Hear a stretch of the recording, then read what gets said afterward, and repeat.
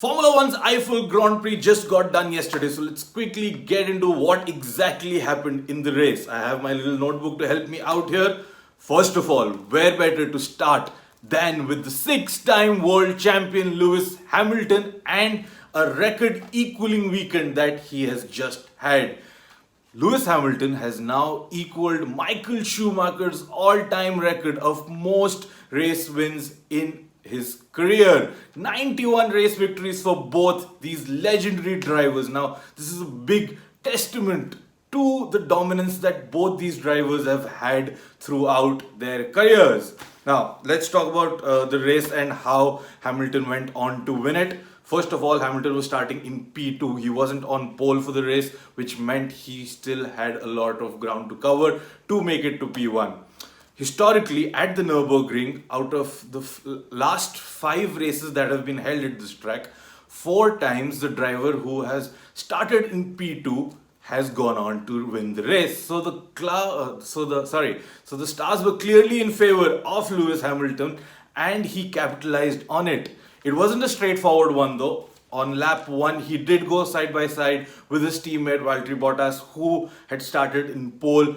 Almost took him in going into the first corner, but Bottas swept past him and kept the lead of the race. But it was only until lap 13 when the Finn suffered a huge lockup and ran wide, which meant Lewis Hamilton overtook him to take the lead of the race. And we all know when Lewis Hamilton takes the lead of a race, very rarely does it give it back to anyone else. And Bottas's evening just went from bad to worse.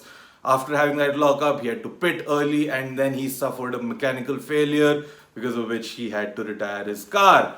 But Lewis Hamilton, after that, no looking back, there was no one else to challenge him, and it was a straightforward victory from then out. P2, Max Verstappen. Who else but Max Verstappen, right? It's that kind of a season. It's either Bottas or Verstappen finishing in second behind Lewis Hamilton. Like every other race, Max Verstappen said after the race that I'm just racing my own race. I don't have to worry about Lewis Hamilton or any of the Mercedes car, because they are that much faster than the Red Bull cars. But he did manage to grab that one extra championship point at the end of the race, on the last lap, in fact, which will give some solace to Red Bull, and which might even indicate that the Red Bull is catching the Mercedes in terms of pace, in terms of race pace especially. Moving on, apart from Lewis Hamilton's record equaling weekend, there was one other big talking point of the weekend. It was the return of the Hulk. Nico Hulkenberg, standing in for Lance Stroll for Racing Point, qualified in last position, unfortunately, on Saturday because he did not have enough practice. Finished P8. That is a mega drive from the German driver in his home Grand Prix. Now, just imagine that you are a Formula One driver who's had no idea and no practice in the car that you're going to drive in a race weekend. Now, that to overcome that kind of a scenario, you need to have some serious strong mentality, and that's what he showed throughout the race. Now, many would argue that he had a lucky race because 5 other cars retired, and out of those 5, 4 were in front of him during the race. But luck favors the brave, and he was really brave.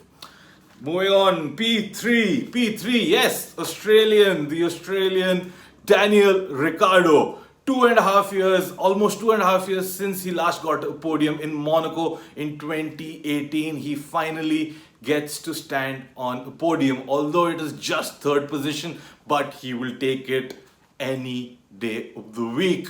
Now, it has been a long time coming for Daniel Ricciardo, and somewhere I do think that maybe he is thinking in his head, should I have moved from Renault to McLaren? Because Renault over the past few race weekends have shown serious pace, like more pace than McLaren or any of the other midfield cars. So he might just be second guessing his decision to leave Renault at the end of the season, but that is again just getting ahead of ourselves.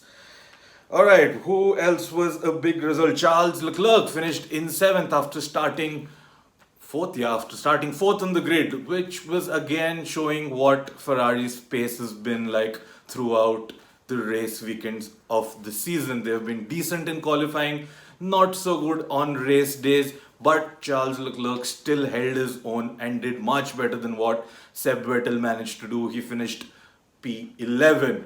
Roman Grosjean and Antonio Giovinazzi finished in ninth and 10th, grabbing some points for their teams. Now that their finish was a big gamble. Their teams left them out on the old set of tires when the safety car had come in, and it was a move that paid off eventually.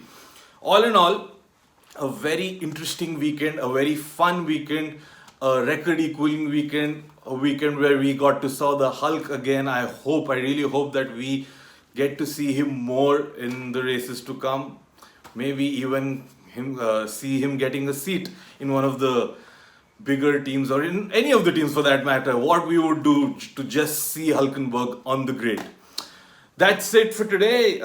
Formula One takes a week off now, and after that we return to and we go to Portugal, followed by Imola. So it's going to be a double header after the next week off. So yeah, we're fast approaching the end of the season. So let's hope it's a good one. That's it for today. Stay tuned for more.